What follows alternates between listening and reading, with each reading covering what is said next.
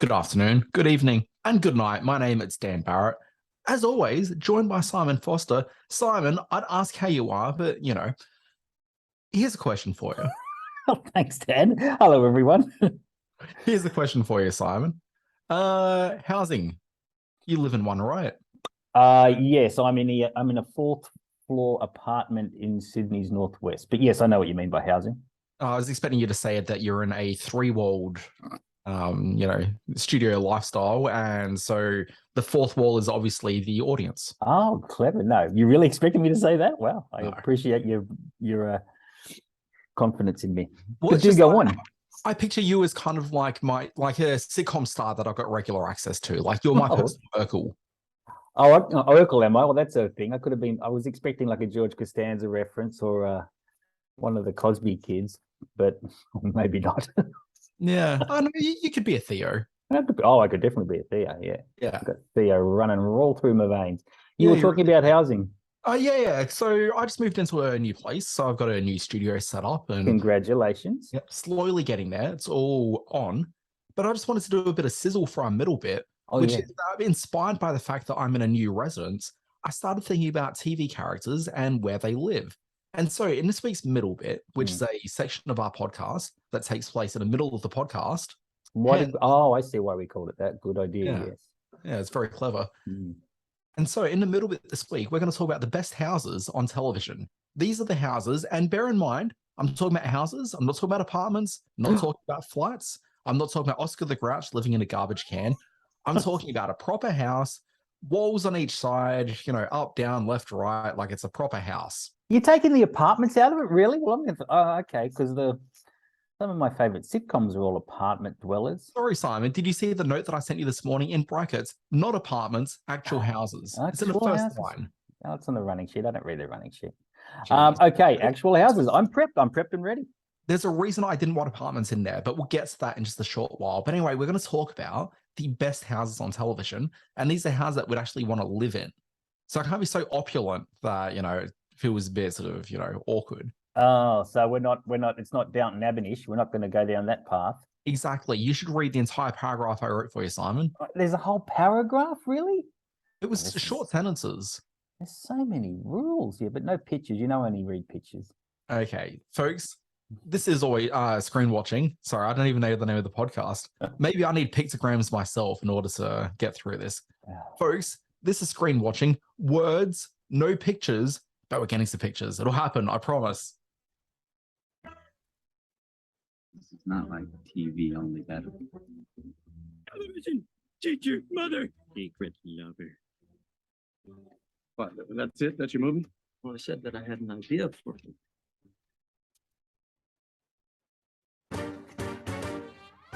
This is Screen Watching. My name, Dan Barrett. Simon Foster's the other guy here.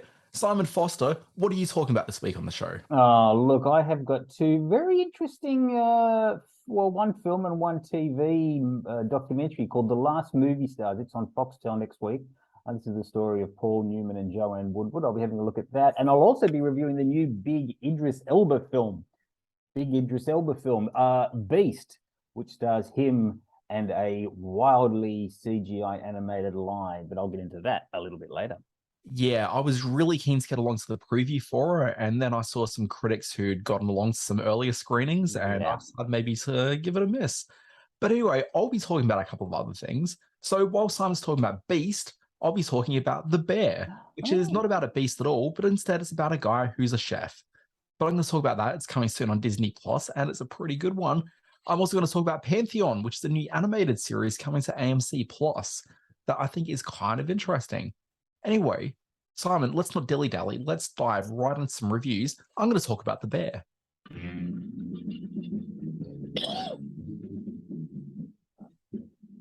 It stinks. As I said, Simon, there are no beasts. There are no large, hairy animals. You and me, obviously, notwithstanding. Yeah, sure, yeah. I'm talking about the new Disney Plus cooking in a kitchen show. It's called The Bear. Then I play a clip. I don't have clips worked out. I understand. That's fine. We can drop one in later. Yep. Got microphones now, and I've got a seat to sit on. So this podcast has really gone places. Crucial elements of any podcast, yes. The Bear. I understand. Like when kids go to like afters and they're learning from the radio greats. Yeah. Okay. Pretty much number one, have a chair. A1, lesson 1, open your books, have a chair. Yeah, have a chair. And that's lesson over for the day. Then it's off to the pub. Okay. The Bear. Where are we? I've got a screen here with reviews. I will hear no argument against my strongly held belief that the quality of any TV show set in a restaurant or kitchen has a direct correlation with how hungry you are for the food on the show. And so, using that metric and how hungry I've been for weeks now for a delicious Chicago-style Italian beef sandwich, The Bear is a 10 out of 10 show. You'll see no better show this year. Now hand me my sandwich and leave me in peace. Sandwich. Look, if you've ever thought to yourself that what you're after from a half-hour comedy drama is something that combines the stress-inducing anxiety of the Safdie brothers' Uncut Gems with a random episode of Bar Rescue, boy, have I got the show for you. It's called The Bear, and this is the God, that sounds wild. Absolutely. In this 8-part show, we meet Carmi Bazzardo, who left his family as a young man to become a chef.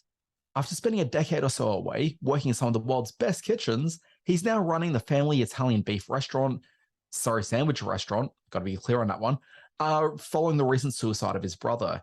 He's got to contend with the never-ending problem of bills to pay, family interference in business, especially from his not really a brother, Richie, who's played by the always exceptionally watchable Ebon Mas-Bacharach.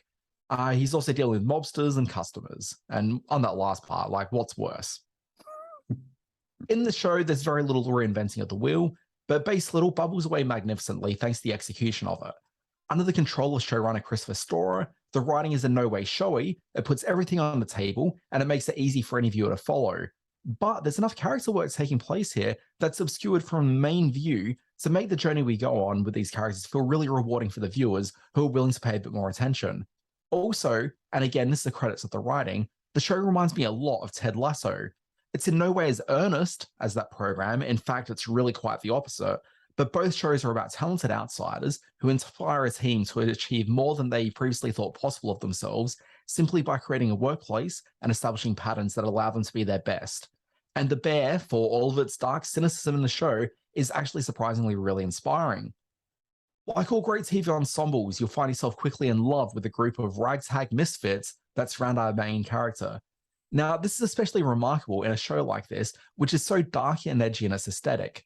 It's kind of like a lovable Atlanta. That's right, a lovable Atlanta. Wow, that's a dichotomy, as the kids say. Yeah, the kids are always dropping the D word. The Bear, it's covertly a hangout show that's also got a lot to say about its very grounded set of characters and the various types of stress and trauma that each of them are grappling with. And some of that is trauma from our main character dealing with the suicide of his brother, but then you got other characters who are dealing with the trauma of some financial issues that they've had in the past. So, you know, it's different types of stories taking place here. And look, there's every likelihood that this show would only get one season on TV and disappear forever, living only as a listing in articles about great but cancelled TV shows.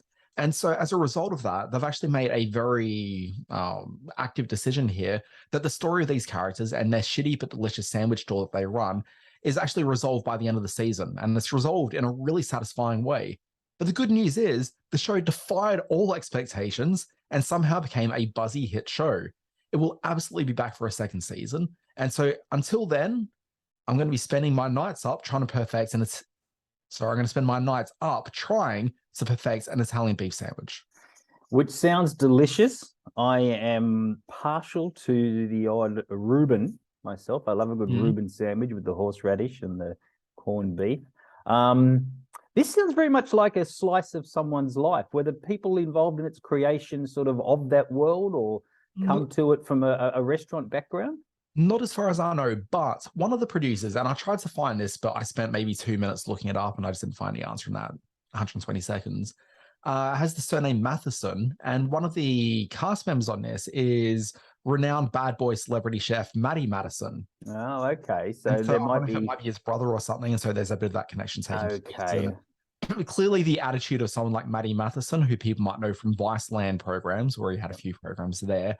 I think that's definitely carried through. Like, it feels like a very sort of, if you've got to say this is Viceland, the TV comedy drama, like that's very much what this is in terms of attitude and style. And coming to Disney Plus from Hulu, so can we expect it to have a little bit more adult content in there, some saucy language to go with these saucy meats? Oh, look, it's a show for adults. Ah, okay. In every way. Like, don't think about the bears. It's not like the Jungle Book and there's, The Berenstein. It's not the Berenstein Bears, anything like that. No. Okay. All right. Well, I'm keen. I've heard good things about it. It's been popping up in my social feed for the last 6 months or so. So I'm very keen to check it out. It's called The Bear on Disney Plus. That's right. I didn't recognize any stars in it, though. There's no big name stars.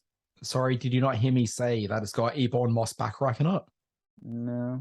Jeez, I may have stepped out and finished reading a book when you said that. Look, here's the thing. So Ebon has got the most iconic scene in television history from the last, we'll say, 15 years. It was in that Sex Life show where he's in the shower? I look very close. Oh, really? He played the boyfriend of the Marnie character in Girls, HBO's Girls. And he's got a very memorable scene where I can't even say it on the podcast, Simon. Is it a D thing? It's a peen? Is it to do with the peen? Oh, it's more to do with the mouth. Oh my goodness. Oh my goodness. Okay. Yeah. I get it. Wow. Yes, that's what the kids love. This I understand. Simon, please, can we please change the topic? What have you got? Okay, I'm going to review a little show that's hitting the Foxtel Docos channel. It's called The Last Movie Stars.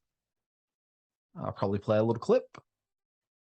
The last movie stars that are being referenced here are Paul Newman and Joanne Woodward. They, many of us know, well, most of us know Paul Newman. Very few of us maybe know Joanne Woodward, but together they created a whole series of films based on their life together as actors working the stage in a 1950s New York theater scene.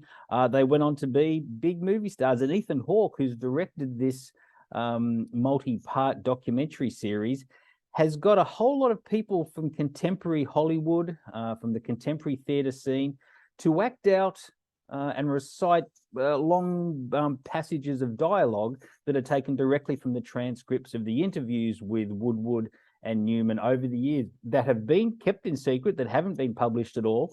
And so you find people like Vincent D'Onofrio and Oscar Isaac and Josh Charles and Maya Hawke, Ethan Hawke's daughter, and any number of terrific actors and actresses reading parts of famous old Hollywood types.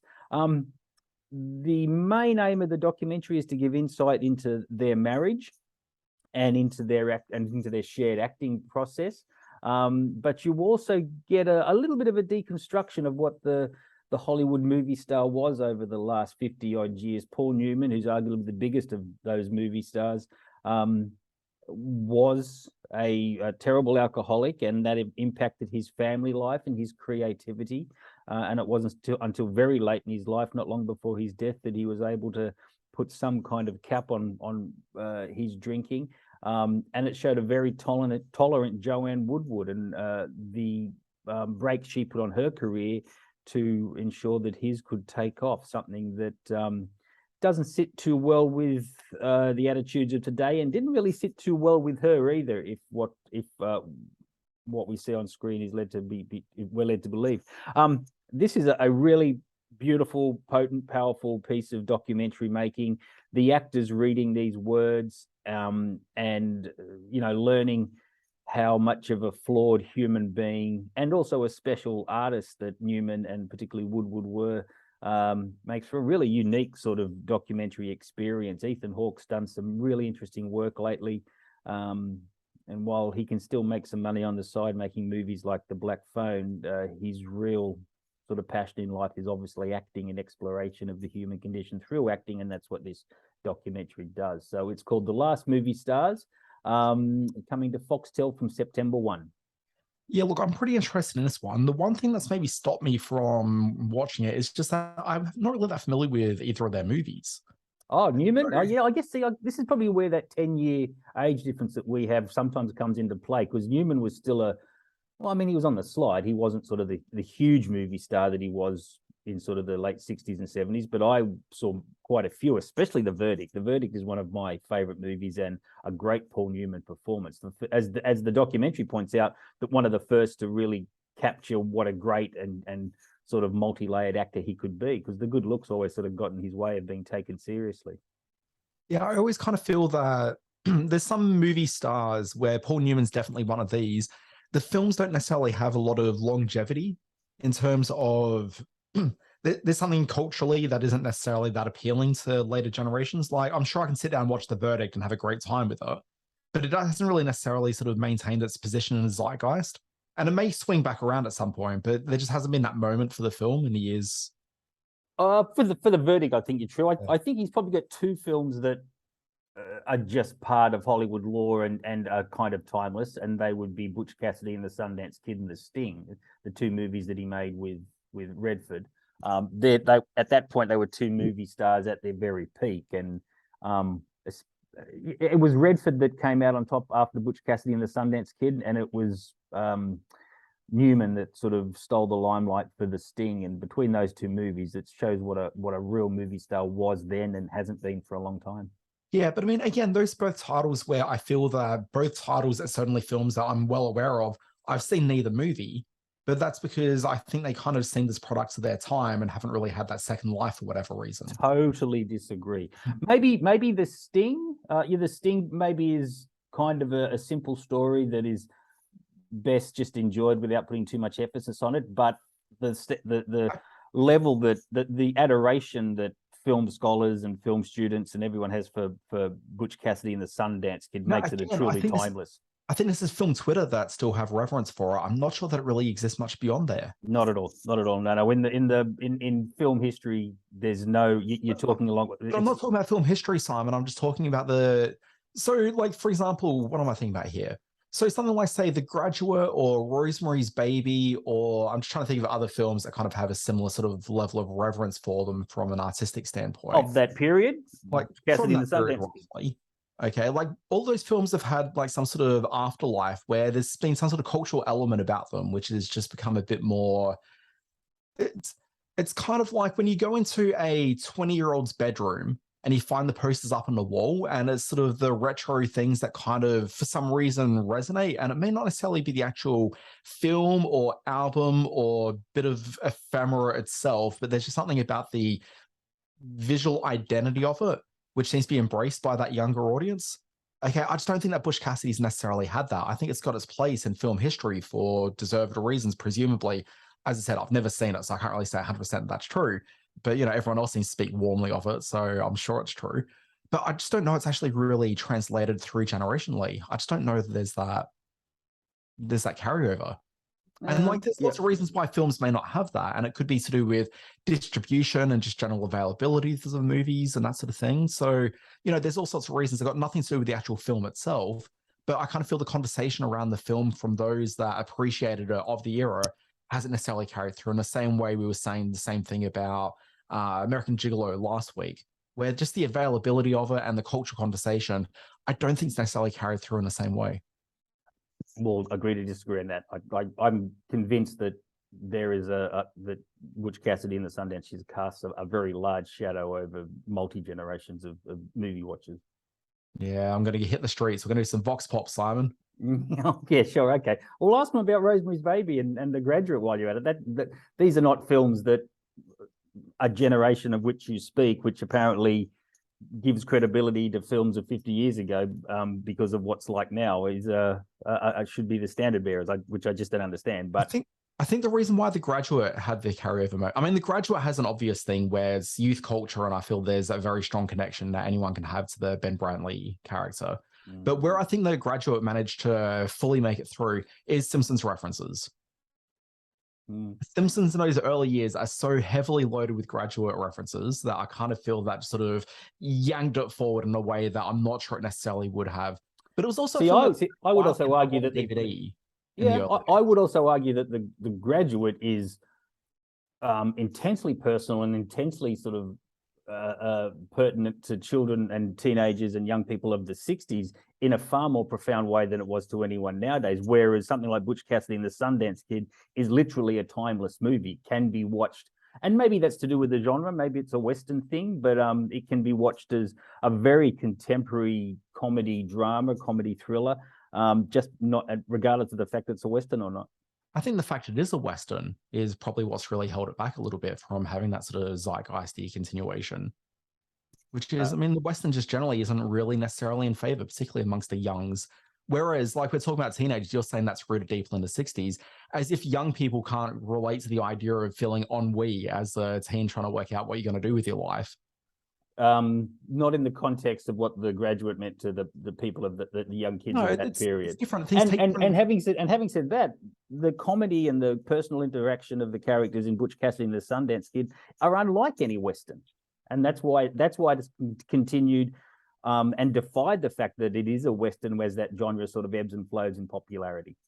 I don't know. I kind of feel that if I had a very casual conversation with most of my peers, very few of them will have seen Butch Cassidy and the Sundance Kid, but all of them, I guarantee, have seen The Graduate at some point. I would argue 180% against that. I reckon there's a far longer shadow cast by Butch Cassidy than there is by The Graduate. In fact, The Graduate is often held up as sort of the classic film of the period because it is of that period. It spoke of the rupture in youth culture that was taking on the establishment then like never before. There have been a million other ways that teenagers have achieved that in the last 50 years. Yeah, but I mean, essentially, you can essentially say that people were able to relate to beach blanket bingo back in the day because of the themes and the fact it was rooted in the 60s.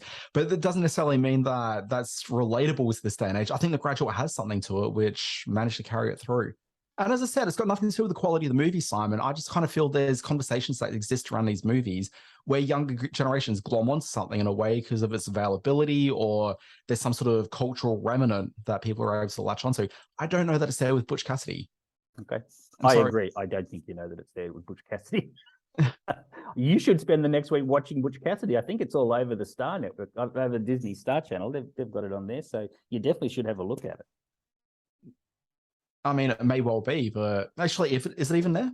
I think it might be. I think it is in one of the classics sort of channels. Yeah, it's not like I'm against seeing the movie, Simon. It's just that in my lifetime, I can't think of non-film people that ever talks to me about that movie. It just doesn't come up. Yeah. I've run with film people my whole life, and the way they speak of films like The Graduate. Having said that, The Graduate's not a show, not a movie that keeps popping up on television or keeps popping up on. No, that's what's a bit weird about it to me. But it was available on DVD, and I kind of feel lots of people managed to get it out of the cheapie bins that way, possibly. I think both of them have a long life and stand as, Anyway, we're going on about this a little bit too long, but the point being that it captured two stars at their most starry, and that is what comes across in Ethan Hawke's documentary. Yeah, and the other point being that I just haven't seen any of the movies, so I'm a little bit torn on it. And I think maybe the reason I want to watch it is because the Ethan Hawke angle. Sure. Yeah. Yep. Anyway, Simon, do you want to go into the next film? Yeah, it is a movie we're talking about. Yeah. It's a motion picture starring one Idris. The next and never James Bond. It's not going to happen. It's called Beast. Yep. We are traveling into the heart of Africa with one Idris Elba and his two daughters, teenage daughters, who he has suddenly found himself back in charge of after his wife has passed away, and they're reconnecting with their African roots, it should be said. They meet up with Sholto Copley on a sort of a station out on the Sveld. Or the Veld, I'm not quite sure what that word is. And then they set about going exploring the landscape. But unfortunately, along the way, terrible things happen involving a lion, and horrible things happen to most of the people who are trapped in the car along the way. So what you have here is essentially a Cujo-style story in which a father has to find it within himself to be a better parent while this great unyielding force is trying to tear down that which protects them. So there's a lot of fairly sort of ham-fisted symbolism in this film. There's also some fairly spectacular but kind of overstated CGI. The line looks very good, as we know they can as CGI creations nowadays. There's been a few films, notably, I guess, the photorealistic remake of The Lion King that shows that we can do lions and most creatures in a photorealistic way. But even to that end, this thriller in which Idris takes on the lion to try to save his girls doesn't really play to any great effect. And As much as I tried to become engaged or interested in what was going on the screen, it never rose above a 2.5 or a 3-star out of 5 movie for me. Everyone's working really hard to make a really good film, and it's all in service of a very average storyline. So this is just a movie that kept sort of unfolding, and I kind of can say I watched it, and it's true that it's a film, but it's just sad that all these people work so hard and it's on the sort of film that's going to be forgotten in no time whatsoever. So it's loud. It's not as bloody as you expect it to be, although it has some nasty moments. And it's also got some fairly rousing action scenes along the way, survival scenes, but nothing really engages the head. Therefore, nothing really engages the heart. Therefore, this movie it'll be on your streaming platforms in no time at all. Can a movie be remembered if nobody ever knew it existed to begin with? That's a great point. It made me so sad, this movie, because I could see everybody trying really hard. The guys who, CGI'd the line, the 2 girls doing the acting, they're stuck in the back of this van for most of the movie. And it's directed by the guy who did Everest, that Russian director who we've mentioned a couple of times on the show. And he seems to have a feel for landscape, but he far more effectively got across the tension of humans in tight spaces against that sort of wilderness in Everest than he does in Beast. This one's a fairly minor effort from everyone involved. I kind of liked Everest, but I went in with 0 expectation on it, so I don't know if it actually was any good or if I was just in a good mood. No, I liked Everest too, and I've tried to catch a couple of his films. I know we've mentioned him, and I wish I could remember his name. I can't, but we've mentioned some TV work that he's done in the past, and he can tell a story, but I just don't think there was much on the paper for him to work with in this one. Yeah, look, I mean, as I said, I haven't seen this movie, but the impression that I got for it as to why it doesn't work, and it's certainly the reason why I found it to be not particularly that appealing an endeavor, is that they've clearly done the right thing by not having real animals as part of the production. Mm-hmm. There's no reason these days you need to have animal actors. But there seems to be something about the entire premise of this, the sort of guttural reason why somebody would want to see this, is the idea that Idris Elba could have some point had his face ripped off by his co-star.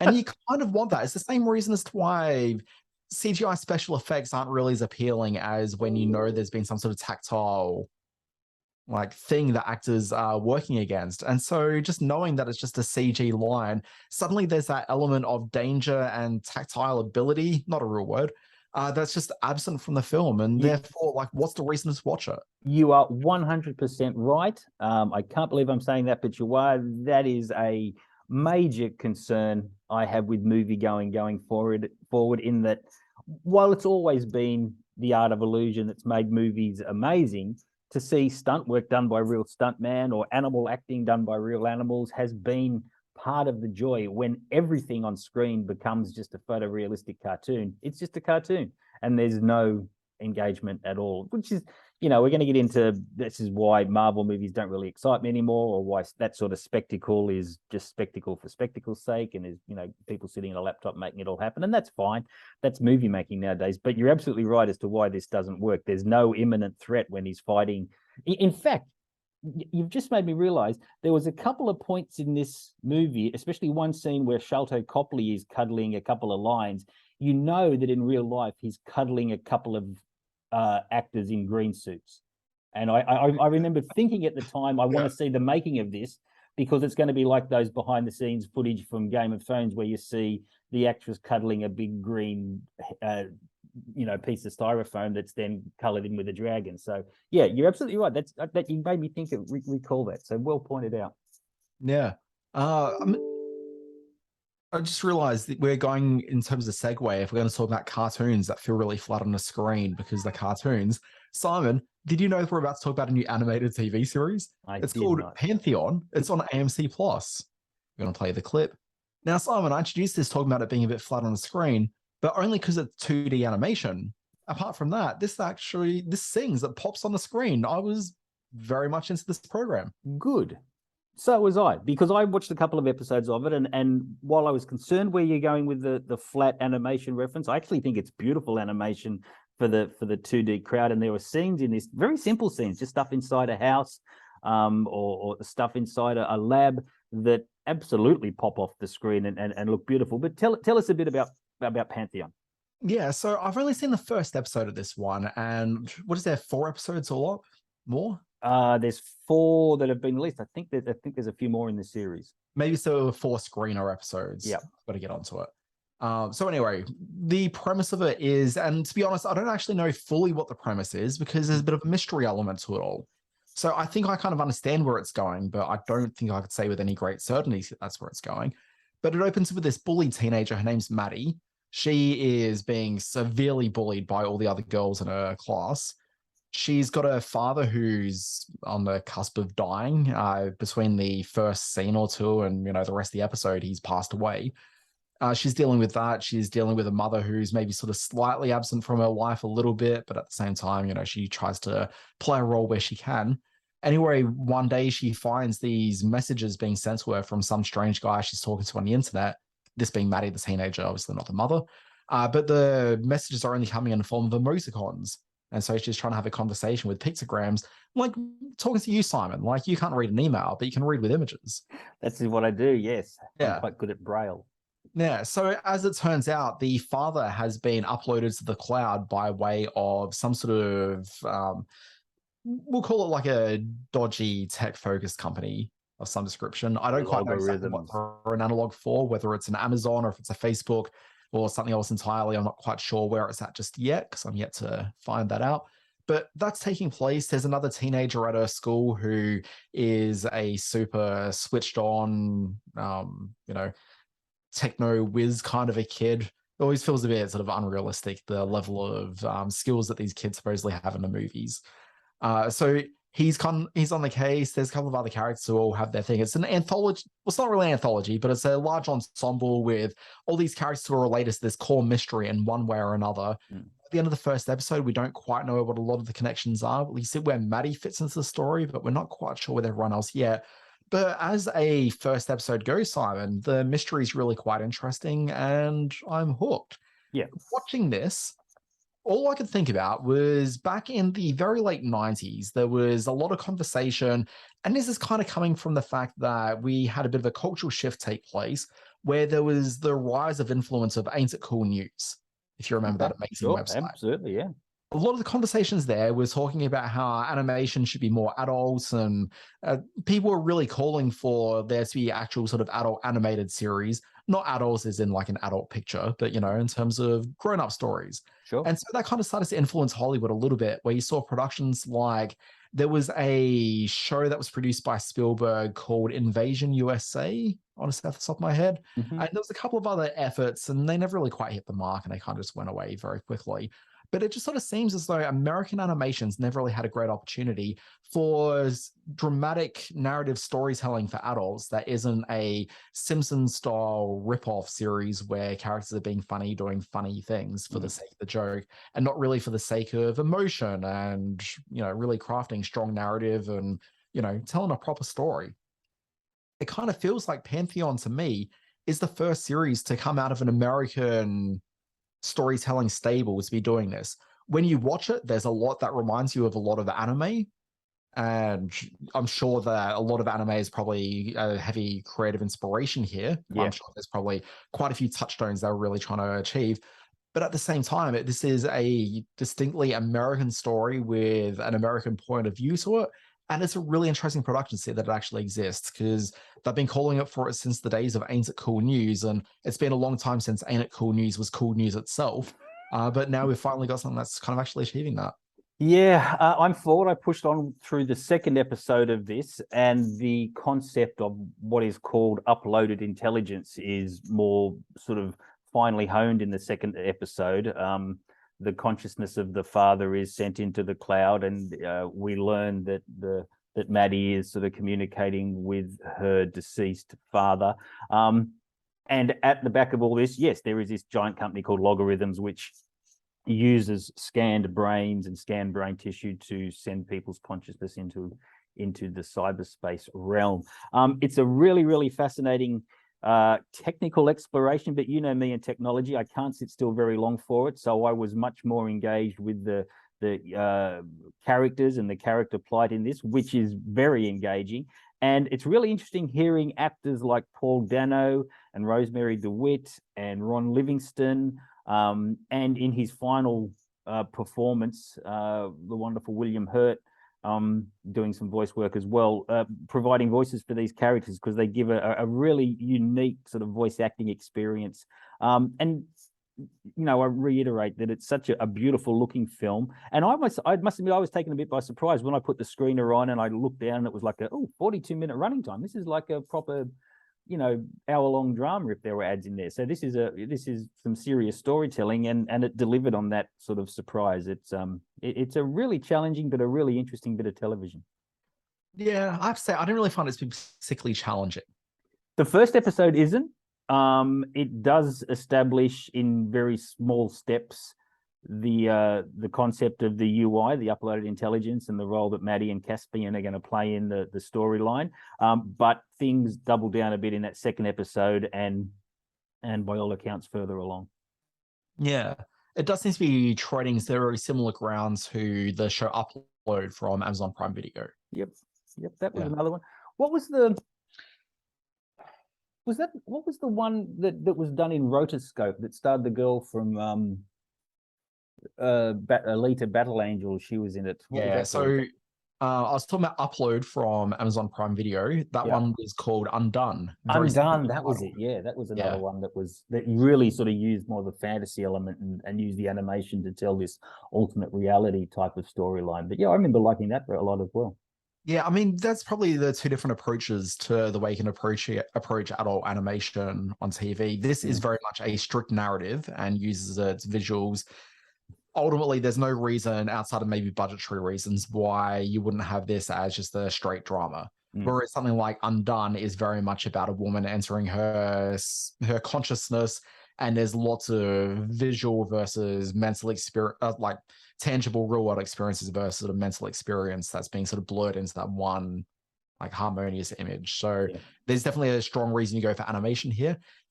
Like, I'm not really sure why they went for it to be an animated series, but you know, why not? Yeah, why not indeed? Why not indeed?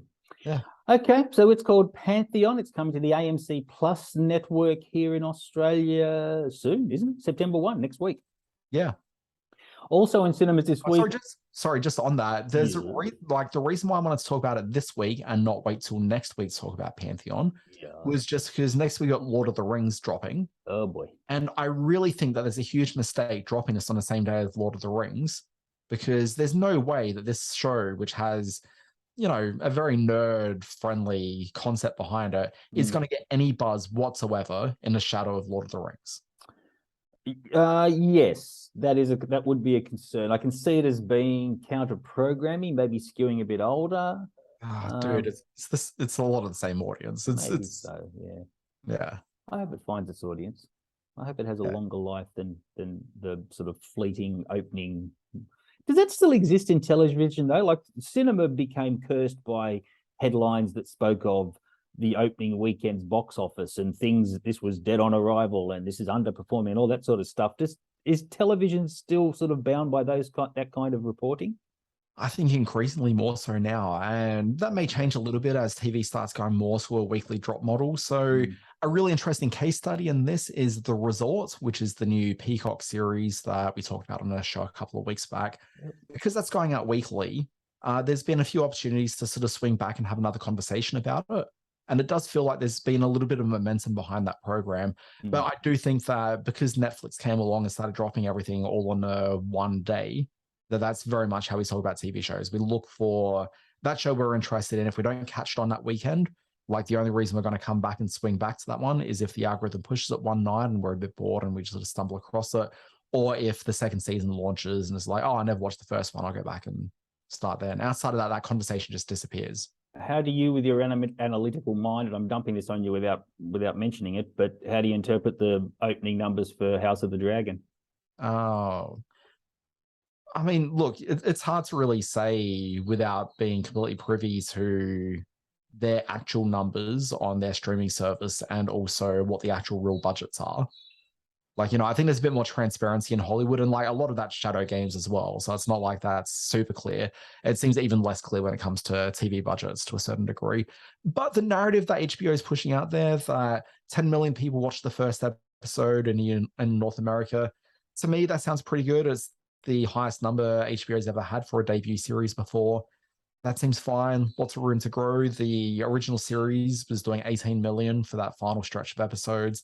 So, I don't think they're ever going to get to 18 million again. I think the viewing audience is too fractured to be able to achieve that. But ultimately, good on them. I think 10 million is a pretty good start to it, and hopefully they can build off that. Good on you, HBO Max. Also in cinemas this week, very quickly, is a little horror film called The Invitation, which I haven't seen, but which is getting some good buzz out of the US. The story of a young woman who's taken to an English manor, only to discover that there may be some blood-sucking vampires involved. Looks kind of creepy. Not a bad trailer, although they give too much of the story away. It's called The Invitation, in cinemas as we speak. Yeah, it looked pretty fun, but then I thought, well, I've already seen Ready or Not, so I might give this one a miss. A little bit like that, isn't it? Yeah, I thought so as well. Looked very serious. Looked a bit sort of Twilighty to me, but hey, that's what the kids love. And I really have become a spokesman for the kids in this episode. Yeah, very much. I mean, nobody understands their plight and position more than you. Simon, shall we move on to the middle bit? Sting it. Okay, play the sting. Coming into it. I said at the beginning of the podcast, I moved into a new house, lavish palatial estate, obviously. You haven't got the sting ready, have you?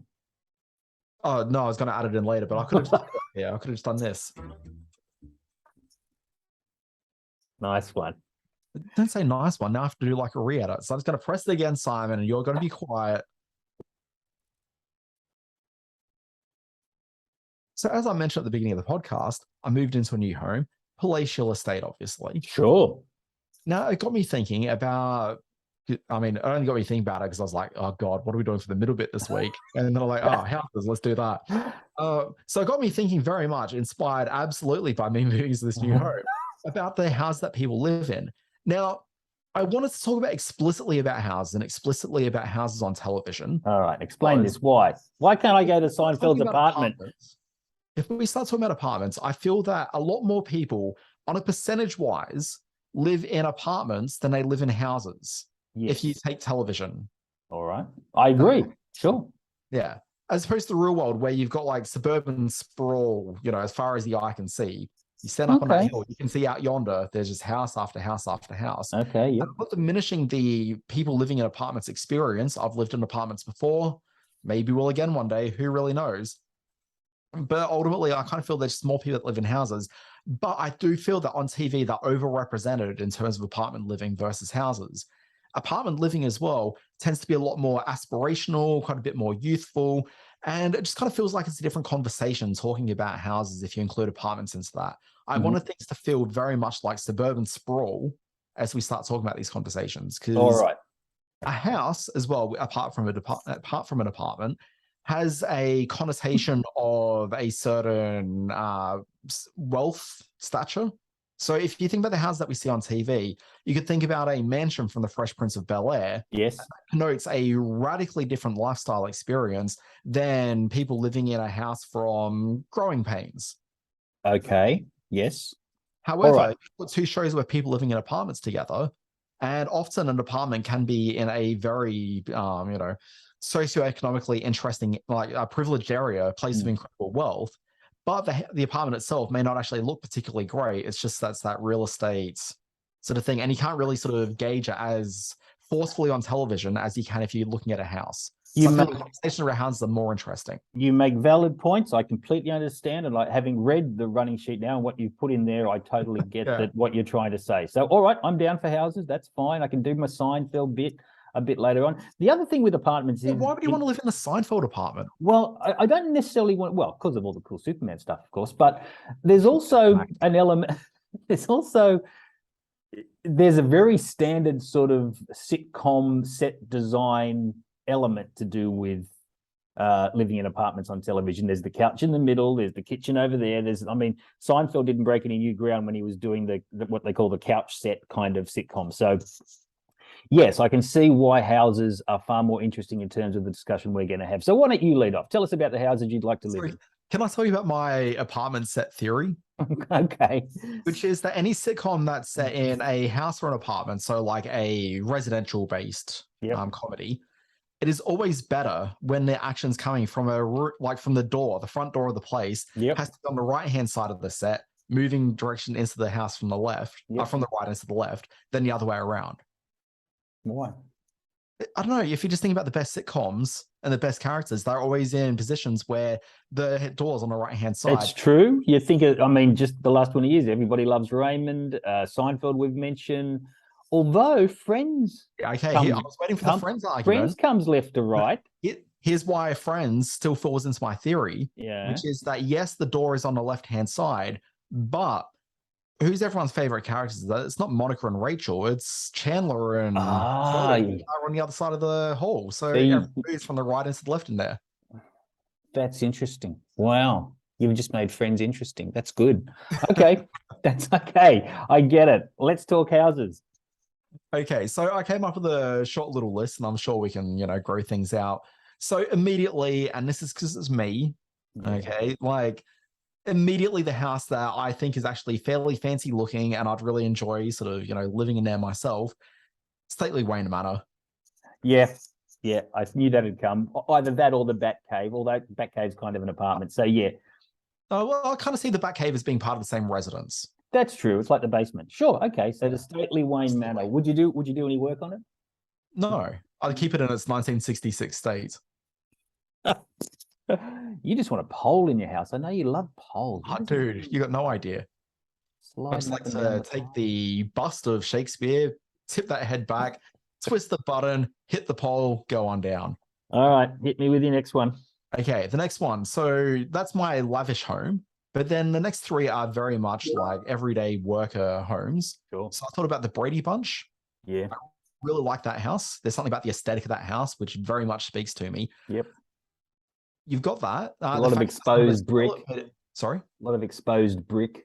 Love that. You love the exposed brick. Yeah. I love having brick steps in the middle of the lounge room going down into carpet. Oh, God, they were the good old days. Wow, They remember really the were. bricks, the indoor brick. And as designed by Mike Brady as well, worth Yeah. keeping in mind. Yeah. Also with that as well, no toilet, but that just makes it more enigmatic to me. Which conjures horrible images of what Alice would do when she was home alone, but Well, she had a lot to clean. clearly. Another house that I always quite liked was the Drew Carey Show house. No. And one of the main features for me as to why I like that one was the outdoor pool table, which rain, hail, or snow. You don't remember it at all, right? I didn't watch a lot of Drew Carey. I liked Drew Carey and thought it was funny. It was just one of the ones that wasn't must-see TV for me, but I'll have to check it out. The backyard set has a pool table, which is out there for whatever reason. So they're regularly out there playing pool while it's snowing. Well, that makes sense. And the other house that I really quite like is the house from Family Ties. And if I was ever to live in a house, like a house that I could build my own two hands, like it would be Family Ties I'd be replicating, because there's something about the layout of that home. There's something so warm and inviting. Something about the way that staircase is like positioned in the background. Oh, I love that place. Wow. Okay. All right. Well, that's a good bunch. Can I jump into some now? Okay. What do you got? I'm going to lead off with a monument to cane wicker furniture, and that's the Golden Girls house. I could have lived in that 80s landmark residence, no troubles at all. In fact, I did for many years. That was kind of what some of our holiday homes that we used to rent looked like. You know what I don't find appealing about the Golden Girls home? And like, I love the Golden Girls. Like, don't think that this is a slight upon the show itself. No. I just don't think I could live with that much pastel. It's a lot of pastel. Yeah. It really is. That was of the time. But like I say, the pastel, the cane wicker, all that sort of stuff it's very Florida, but it's very comfortable. Well, that's not entirely true. Another house that I absolutely love and would love to live in, we've mentioned Downton Abbey at the top of the show, and that's going to be my sort of hoity-toity residence if I had to have one. And you do. Like, you got to have one. And while I can't exactly remember the outside of it, I vividly remember the inside of the house in Malcolm in the Middle, because it was such a heightened, comical, insane family life. I think the setting and the set design and the way the house was structured sort of captured just what an intense kind of time it would have been to live with those 4 boys and that screeching mum. So I think Malcolm in the Middle is a good one as well. Yeah, no, I totally buy into that one. Yeah. What I quite like about that house is that the entire show is supposed to be about like the manic craziness of living with those boys, and the house just reflected that. Yeah, that's what. Like it always felt messy. It felt like there was danger at every possible turn. Yep. I'd love to live on the street of the Desperate Housewives. Those manicured lawns and the things that went on behind those manicured lawns. It's got a name, Simon. It's called Wisteria Lane. Wisteria Lane. Also, multiple houses. Pick a house, Simon. Whatever one Terry Hatcher was in. Big Terry Hatcher fan. I interviewed Terry Hatcher once for that Coraline movie, and she was so sweet and so lovely. You know why? Yes. Why? Because you weren't working with her. Oh, yeah. Apparently she can be a little bit high maintenance, as they say. I would never suggest such a thing. And while you dabbled into your Batman fetish, I am going to go with,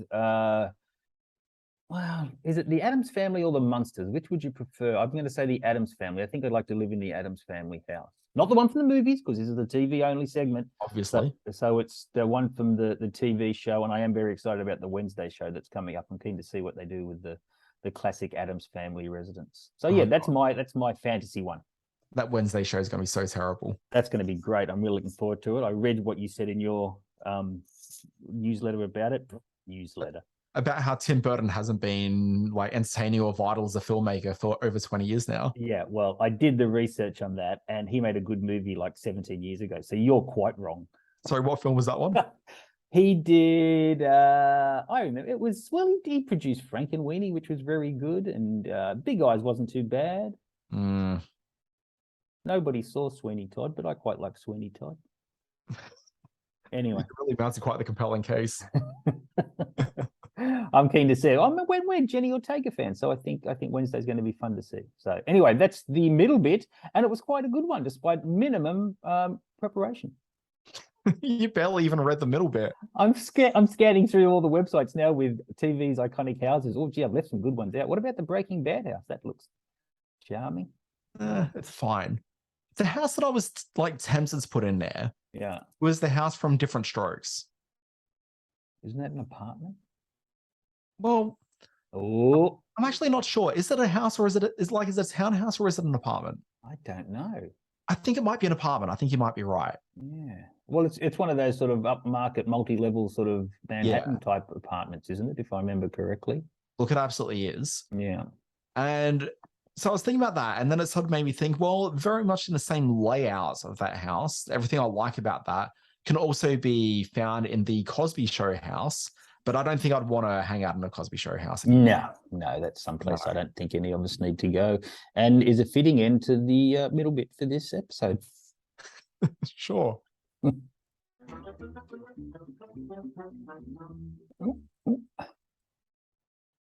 you want to choose this next bit? Sure. What else? Okay, let's just roll straight into it, Daniel. What else have you been watching? What else have I been watching? As I think about that, as I scroll to find my sheet here, while I try to remember what I claimed to have down something called Maggie, which I've never heard of, and something called Cleo, which may be spelled incorrectly. No, I'm pretty sure it's spelled correct. Okay, all right. So what's Maggie? So Maggie is a TV show that's just cropped up on the Disney Plus in Australia. It's a Hulu comedy about a young woman who is played by Rebecca Rittenhouse. If I got my actor correct. Yeah. She is a... do you think she's going to do a guest spot on the Jonathan Ross show? That'd be funny. No, I doubt it. Rebecca Rittenhouse. Simon. It's getting late. Can't just talk about Jonathan Ross. Okay, keep going. Sorry. Like 3:30 in the afternoon. Okay. So Rebecca Rittenhouse, she plays the psychic. Guess what her name is? It's Maggie. Oh, it's right there in the title. Right. Yeah. She's looking for love in all the wrong places. Or in fact, she actually isn't looking for love because she's psychic. So she can see the way that potential suitors' lives are going to play out. Like, you know, it's all ahead of her. So like, why would she want to get involved in that? Is this a kid's show? Is this a Disney kids show, or is this sort of skewed slightly older? It's a show for grown-ups. I'm getting to this aspect of it, Simon. So anyway, she comes across this guy. He kind of surprises her a bit, and they have a bit of a meet cute. She's been hired to be like a psychic at this party. he turns up, and there's playful banter that takes place between the two of them. I love that banter. There is. Anyway, she's a little bit sort of bowled over by this experience. Anyway, cut to a little bit of time later in the show, and she encounters him again as he moves into the apartment above her with his girlfriend, or is it wife? I can't remember. Whoa, that is a partner of some description. I think it's a girlfriend. And much drama ensues. How is she going to control herself with this newfound beau, all the while him living upstairs, and they share this secret yearning for each other? Exactly.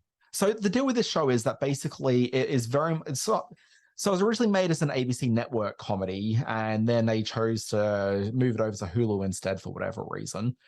Debuted on Hulu maybe about a month and a half, 2 months ago, and there was just like no attention's given to it whatsoever. And I think that's slightly unfair. I think that if you don't mind a bit of a rom-com with all the trappings that has, I think people will probably get a bit of a kick out of this one. I think the dialogue's actually generally pretty fun. I think all the actors are really winning in the program as well. I think Rittenhouse particularly, I think she's an incredibly charismatic lead. They're all just impossibly attractive. Okay. Possibly so, Simon. But Maggie, if you want something that's incredibly disposable, yes, it's very dumb in a way that most rom-coms generally tend to be. But I don't know, there's definitely something which I kind of liked about it.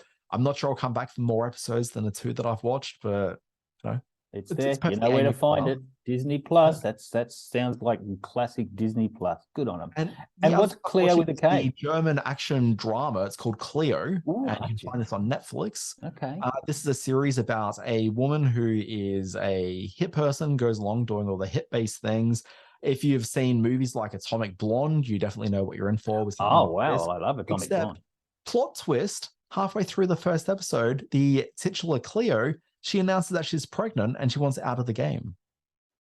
Well, that's never good when you're in the hit person game, because you take with you secrets that your employer doesn't want you to have.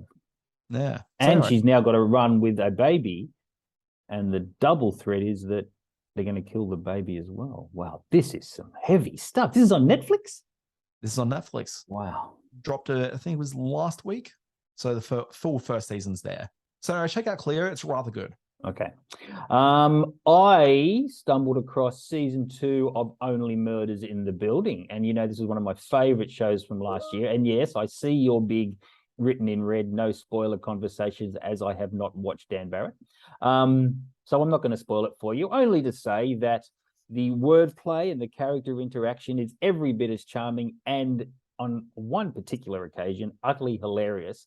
My far more intelligent wife and I found ourselves giggling like a couple of teenage stoners at one particular Martin Short moment in recent episodes, and I think it is probably as good as the first season. And I think it's an absolute travesty that Miss Gomez was not nominated for an Emmy, because she has some really touching and very funny scenes in this season of Only Murders in the Building.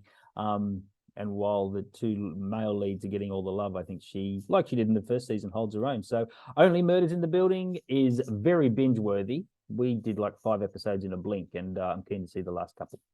Yeah, no, I'm planning to sit down and just blitz through the whole season. I have to say, like, most of the reviews I've heard, the commentary around the season is that it hasn't been quite as good as the first season, which I find interesting, because I think people just forgot that the first season wasn't actually that compelling either. Yeah, I said it. Oh, Dan Barrett. Every now and then you just got to stick a knife in my heart, don't you, with your comments? I love the first season. Look, I think it's fine. Okay. Yeah, but you've never seen Butch Cassidy and the Sundance Kid either. Oh, is that integral for me to be able to fully appreciate Only Murders in the Building? Yeah, it is. Yeah, it is. All right, this week in history. Should I play the sting? Have we got a sting? We haven't got a sting. No, we haven't got a sting. Okay.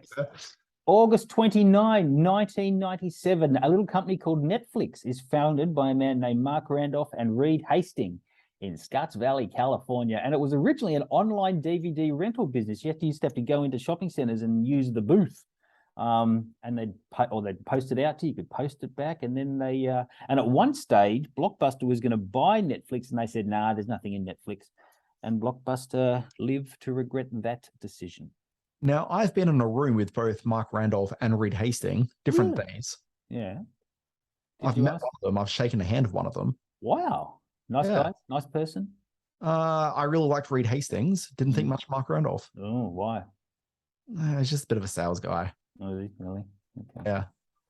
Well, I guess you'd have to be to sort of have Netflix in your head somewhere, gurgling away. And Oh, I mean, Reed Hastings was really the vision behind it. It was Mark Randolph that kind of helped bring the sales chutzpah to the enterprise. All right, you're up next. August 30, 1993, The Late Show with David Letterman debuted on CBS in the Ed Sullivan Theatre. Billy Murray is what his close friends call him. Billy Murray. Billy Murray. Did you got confused with Billy Mummy, star of Lost in Space there, did you? No, It's Billy Mummy. Okay. Who was the main performer on that show? I just kind of mumbled is the problem. I was making a very strong Billy declarative statement, and then I just butchered the rest. Yeah.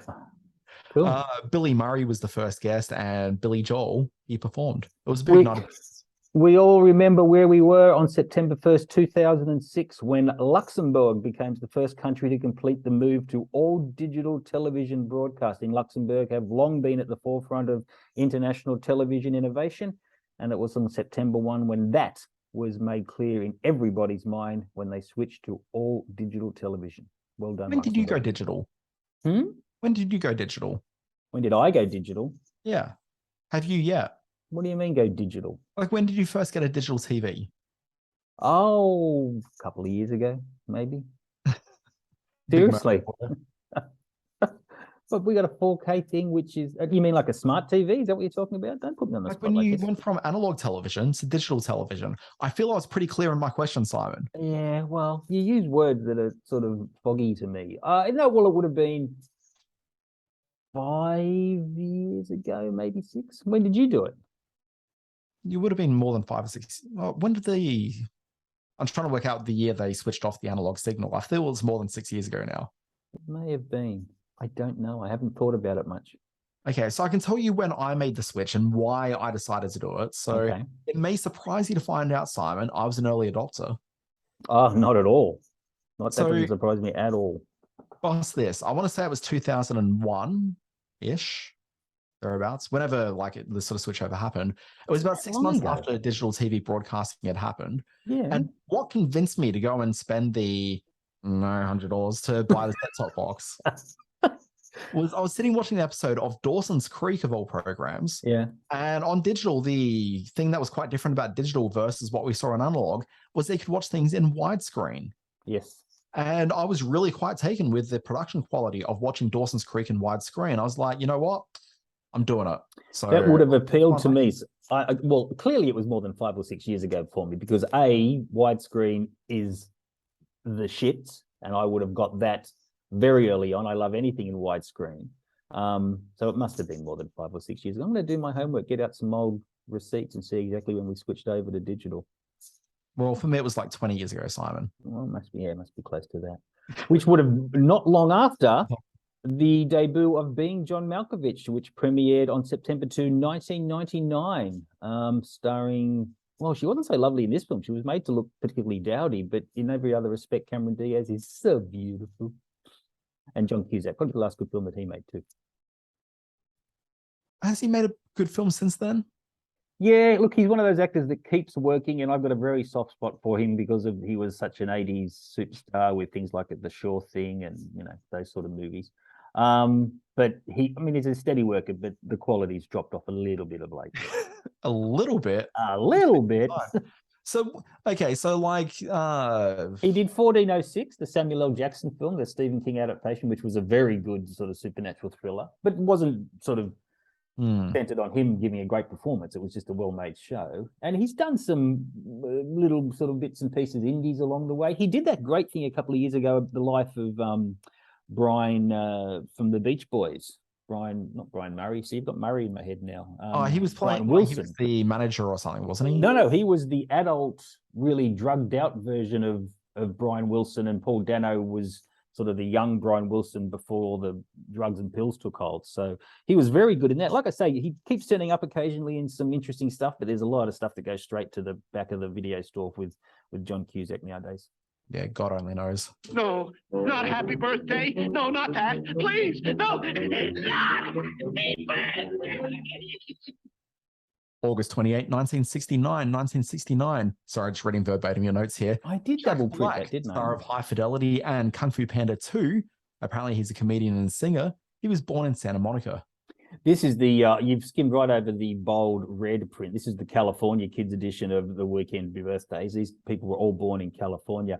On August 29, 1959, Rebecca De Mornay from Risky Business and Hand That Rocks the Cradle. She was born in Santa Rosa, California.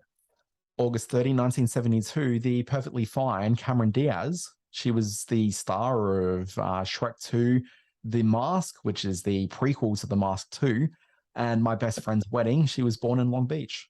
And September 1, 1996, the lovely Zendaya from Spider-Man Homecoming and Euphoria. She was born in Oakland, California.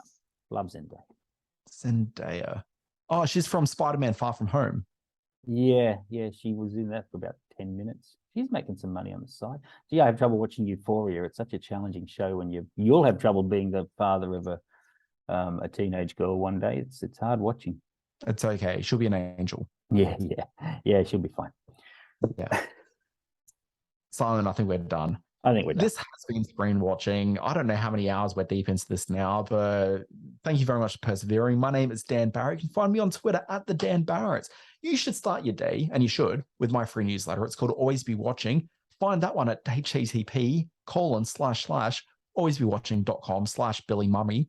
And it's got the big stories in TV, streaming, and film. And on Fridays, you've got the Always Be Streaming newsletter, which casts the big shows that launch that very week. I'm Simon R. Foster 1 on Twitter. Gee, I should use that more. You can read my words over at Screen Space, which I haven't really been writing on much of lately because of my Sydney Science Fiction Film Festival, which is happening right now in Sydney and next week around the country.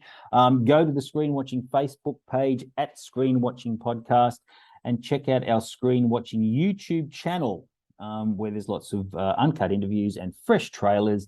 And you can see this episode in all its glory on our YouTube channel as well, the unedited version. We get a lot of response to that. A lot of people say we're seeing the raw footage of what it takes to build and make a podcast and how interesting it is. Yeah, so interesting. Exactly, very, very interesting. Yeah, it makes for compelling viewing very often. So much so that last week's I couldn't put up because it was such a shit piece of podcasting in a raw version. But when you weaved your magic, it was, beautiful to listen to. Oh, no, it was terrible to listen to as well. Was it really? No, it wasn't great. Okay.